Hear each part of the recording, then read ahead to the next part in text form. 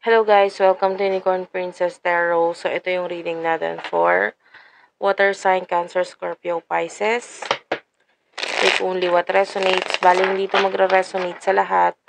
So kunin nyo lang yung mga messages na magre-resonate para sa inyo. For personal reading, Jing Tarot Reader, i-search mo na lang siya sa Facebook, okay? And sana mag-comment kayo dyan sa baba. So again, this is for Water Sign. Cancer, Scorpio, Pisces. Let's start your reading. General love reading for water sign.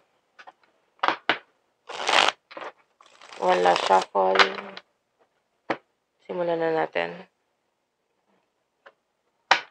Water sign.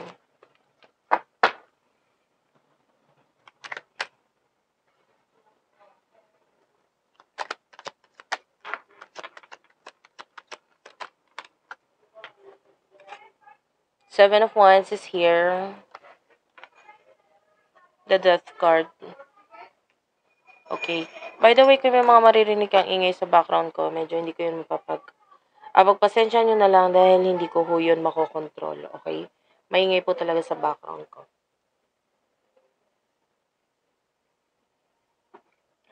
Anyway. So, with the Death card, I feel like there's an ending na nangyayari sa'yo ngayon. And yun ay dahil ikaw ito with the Seven of Wands na parang ayaw mo na kasing ipilit. Okay, kung ano man itong nag-e-end na ito with the Fool, I feel like this is in reverse. So nararamdaman ko yung energy ng reversal dito. Hindi mo kaya mag-take ng risk eh. Maybe ikaw yung kailangan na mag-take ng risk dito sa bagay na ito. Pero hindi mo kaya eh. Malakas ka, matapang ka, pero pagdating sa bagay na ito, hindi mo kaya. Or pwedeng deep inside, hindi mo rin naman talaga gusto na mag-take ng risk. Kumbaga, ayaw mo naman pilitin ang sarili mo. So, kaya nagkakaroon ng ending between you and dito sa person na kakonect mo. So, who is this person that you're dealing with for water sign? Wait lang guys. I-shuffle natin. I feel like ibang card ang gusto kong gamitin para sa person na ito. So, we will use this one. Itong deck na ito. Para sa energy ng person mo. Let me just shuffle this for your person. Spirit guides, angel guides para sa person na connect mo.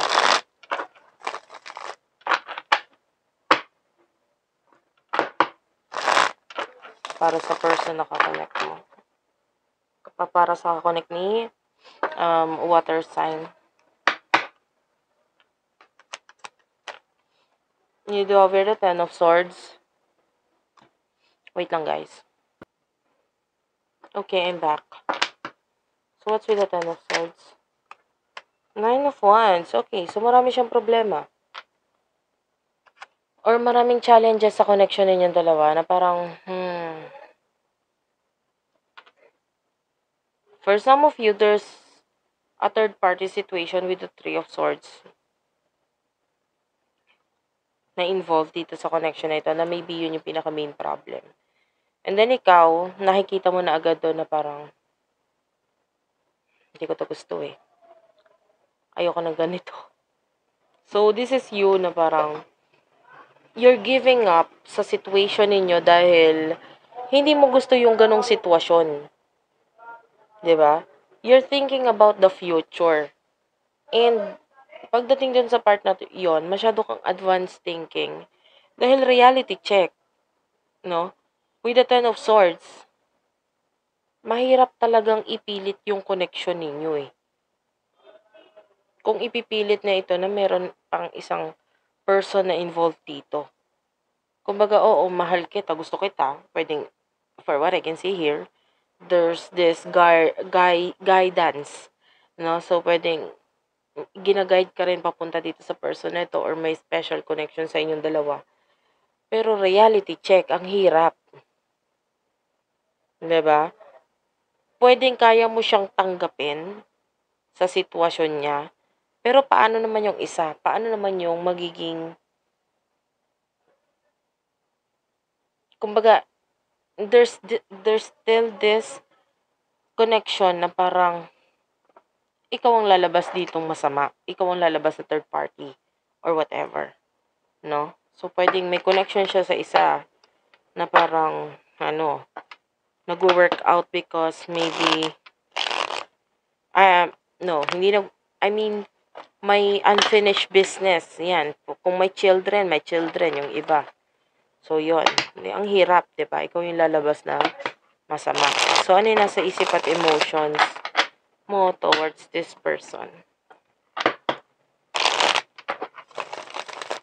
Ano yung nasa isip at emotions mo towards this person? The Hermit is here. This is Virgo energy. The High Priestess. Three of Swords. Ito talaga nasa isip mo the third person. I feel like, hindi bala na lang maging single for life. Wag lang maging third party. Maybe, for some of you, yun yung thinking, no? Although nakikita natin na masakit or malungkot para sa'yo, because you do want this person Gusto mo rin siya. But with the Hermit, mas ginagamit mo yung utak mo. 'Di ba? Parang gusto mo ng connection o relasyon na perfect. And sa connection nito, masyadong maybe your person, nakikita mo siya as a perfect person, maganda, okay siya. Pero yung connection ninyo, hindi match, hindi okay para sa'yo. So, masakit para sa'yo yan. So, ano yung nasa isip at ng emotions niya for you?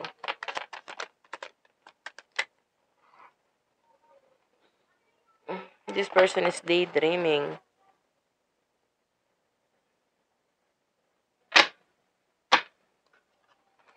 Marami siyang mga bagay na gustong ma-achieve, ma-receive.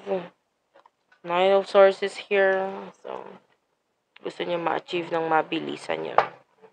Mga bagay na yun. Two of Swords. So, I feel like, so kung dalawa nga kayong kakonect niya, hindi siya makapag-decide sa ngayon. Nine of Wands. Yan.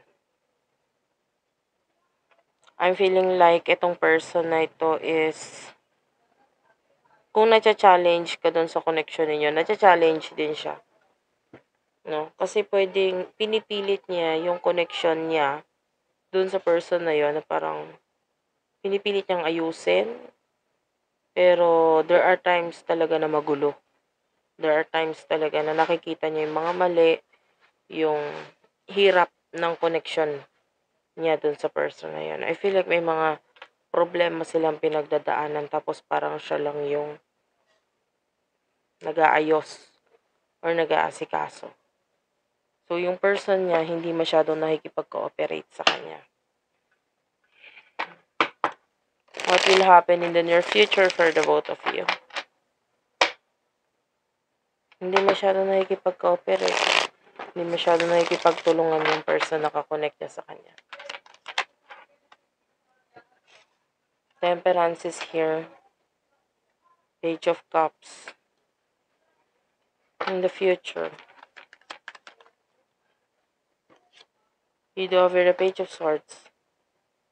Page of Cups. This person is very, I feel like ito yung person na kakonect ng person mo. In the future, masyadong immature. Nakikita yun ng person mo like yung person mo, lagi niya binibigay lahat. And in the future, ganun pa rin. Pag-intindi lang yung ginagawa niya kasi masyadong immature ang person na ito. Yung person na kakonect niya. Yung person mo, tinatry niyang mahawa or sabayan yung immaturity ng person niya pero hindi niya kaya. Kasi in reality, itong person na ito is very aggressive pagdating sa paghanap ng or pag-achieve ng goals niya. Agresibo siya doon. Gusto niya ma-achieve niya lahat ng yun ng mabilisan. Pero paano niya mabibilisan or paano niya ma-achieve ng mabilisan yun? kung ang nakakonect niya ay napaka-immature na tao. Alam mo yon. And the Seven of Pentacles, this is you working on your money. And with the Knight of Pentacles, Taurus, Virgo, Capricorn. Yeah, I feel like with the Devil, Capricorn energy, um, Three of Wands, you're missing this person, pero sa connection na ito, mas ikaw yung, alam mo yon, nag-give way. Kasi parang, I feel like in the future may communication pa rin, pero ikaw yung mas nagiging cold dun sa communication na yon, connection na yon. Kasi mahirap nga ipilit eh, dahil alam mong masama, dahil alam mong bawal. And yung person mo naman, hindi naman niya pinipilit yung connection ninyo, pero nandun yung, sana man lang yung kakonect ko medyo mature ng konti, hindi ganito. Okay, so, thank you for watching. I love you all and bye-bye.